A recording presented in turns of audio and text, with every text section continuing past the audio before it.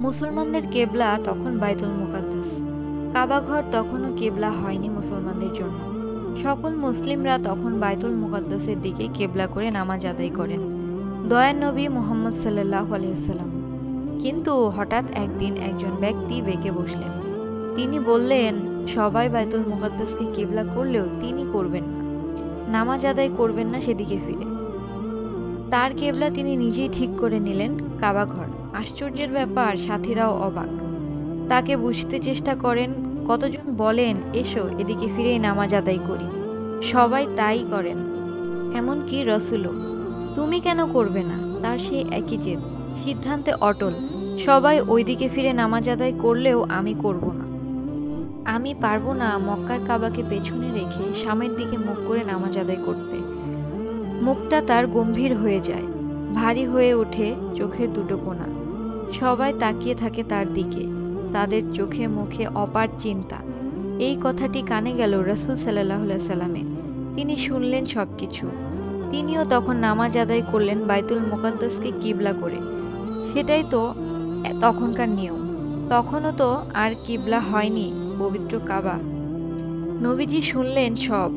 শুনলেন মুসলমানদের একজন মাত্র, ওই একজনই বাইতুল মুকাদ্দাসকে কিবলা না করে মক্কার কাবাকে কিবলা বানিয়ে নামাজ আদায় করছেন। তার নাম আল বারা ইবনে মারুর। সাল্লাল্লাহু আলাইহি ওয়াসাল্লাম বিষয়টি জানতে পেরে তাকে নির্দেশ দিলেন, না, কাবা নয়, আপাতত আমাদের কিবলা বাইতুল মুকাদ্দাস। সেদিকে ফিরেই নামাজ আদায় করতে হবে। এটাই নিয়ম, এটাই নির্দেশ। রাসূল সাল্লাল্লাহু আলাইহি ওয়াসাল্লামের নির্দেশ বলে কথা, অমান্য করার সাধ্য কারো আছে? তিনিও পারলেন না অমান্য করতে। মহান সেনাপতির নির্দেশ। মুখ ফেরালেন বাইতুল মুকাদ্দাসের দিকে। কিন্তু মৃত্যুর সময় তিনি আবার সেই আল বারা ইবনে মারুর তার পরিবারের লোকদের বললেন, তোমরা আমার মুখটি ঘুরিয়ে দাও কাবার দিকে, আমি কাবামুখী হতে চাই। তার শেষ ইচ্ছা পূরণ করলেন তার পরিবারের সদস্যরা। আল বারা ব্যতিক্রম এক সাহসী পুরুষ। তিনি প্রথম ব্যক্তি যিনি কাবার দিকে মুখ করে কিবলা করে মৃত্যুবরণ করলেন। স্রোতের বিপরীতে স্রোত। হযরত আল বারা ইবনে মারুর ছিলেন আকাবার বাইয়াতের একজন সদস্য। এই বাইয়াতের একজন সদস্য ছিলেন বিখ্যাত কবি কাব ইবনে মালিক। তিনি আল বারাকে জানতেন, খুব কাছ থেকে দেখেছিলেন তাকে, মিশেছিলেন বন্ধুর মতো, একসাথে কাটিয়েছেন জীবনের অনেকটা সোনালী প্রহর। কবি কাব তিনি বর্ণনা দিয়েছেন তাদের জীবনের সেই প্রথম আলোকময় সময়ে। বলেছেন সূর্যের ডানা খোলার সেই প্রথমকার কথা, ইসলামের সুবিশাদ ছাদের নিচে তখনও তারা জমায়েত হয়নি, পাগলের মতো কেবল ছুটছে আর ছুটছে মিথ্যার পেছনে। আধারে অরণ্যে ক্লান্ত তারা, অবসন্ন। তাদের প্রয়োজন এখন একটু বিশ্রামের, একটু আরামের, একটু শান্তির। কিন্তু কোথায় সেই শান্তি, চিরন্ত শান্তি? কওমের সবার চোখে মুখে জিজ্ঞাসার বৃষ্টি। হ্যাঁ, সেই শান্তি আছে একমাত্র ইসলামী। সেই শান্তি আছে একমাত্র কেবল রাসূল সাল্লাল্লাহু আলাইহি সাল্লামের আনুগত্যে, ভালোবাসায়। তারা সিদ্ধান্ত নিলেন রাসূল সাল্লাল্লাহু আলাইহি সাল্লামের হাতে বাইয়াত হয়ে ইসলাম কবুলের। ঠিক করলেন এবার হজের মৌসুমেই তারা যাত্রা শুরু করবেন আল্লাহর দিকে, মক্কার দিকে। এইবার হজের মৌসুমে উপস্থিত। কওমের কাফেলাও প্রস্তুত। তারা রওনা দিলেন মদিনা থেকে মক্কার দিকে। কাফেলার অগ্রসেনানী বয়োজ্যেষ্ঠ প্রবীণ নেতা আল বারা ইবনে মারুর, তার নেতৃত্বে কাফেলা এগিয়ে চলেছে। তাদের সাথে আছে রহমতের ছায়া, ভাসমান মেঘ, প্রশান্ত আকাশ, ঝিরিঝিরি বাতাস। তারা এগিয়ে চলেছেন আধারের প্রাচীর ডিঙিয়ে আলোকিত উদ্যানের দিকে। তারা পৌঁছে গেছেন আল বাইদার উপকণ্ঠে। এই সময় আল বায়রা তাদের দল নেতা বললেন, শোনো, এই যে আমার সাথীরা, আমি একটি সিদ্ধান্ত নিয়েছি, জানি না তোমরা একমত হবে কিনা। কাব সহ সবাই তাকে জিজ্ঞাসা করলেন, কি সেই সিদ্ধান্ত?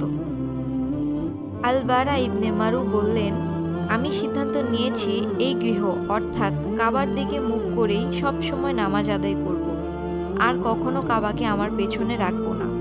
আর এই সিদ্ধান্ত শুনে কওমের কাফেলা অবাক এবং চিন্তিত হয়ে যায়। সেই সাথে কাবও। তারা অনুরোধের সুরে বলে উঠলেন, কসম আল্লাহর এমনটি করবেন না।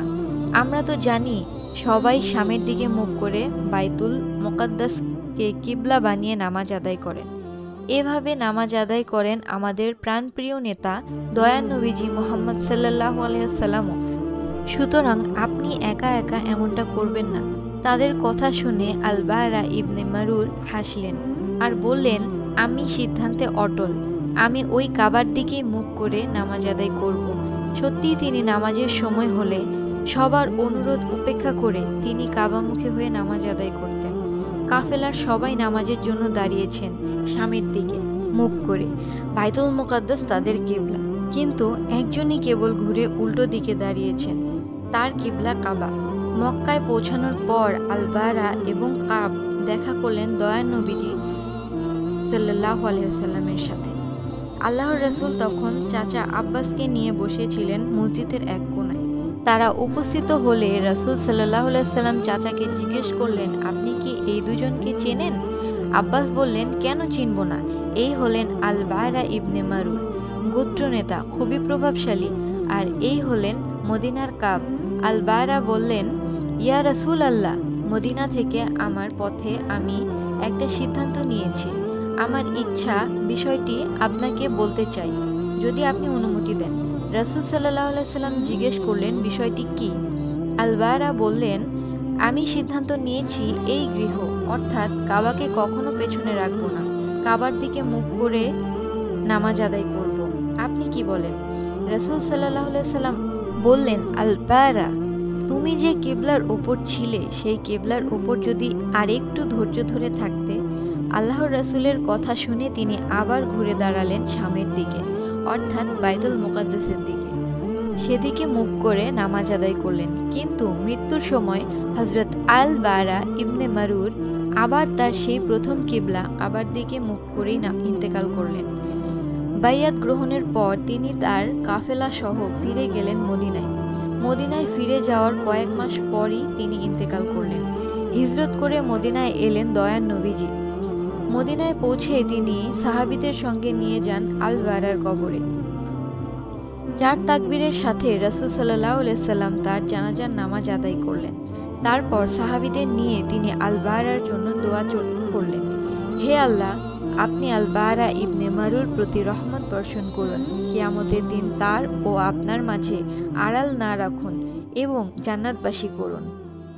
ওনার মৃত্যুর পর রাসূল সাল্লাল্লাহু আলাইহি ওয়াসাল্লাম মদিনায় আসেন কাবামুখী নামাজ আদায়কারী আল বারা ইবনে মারুর বাড়িতে।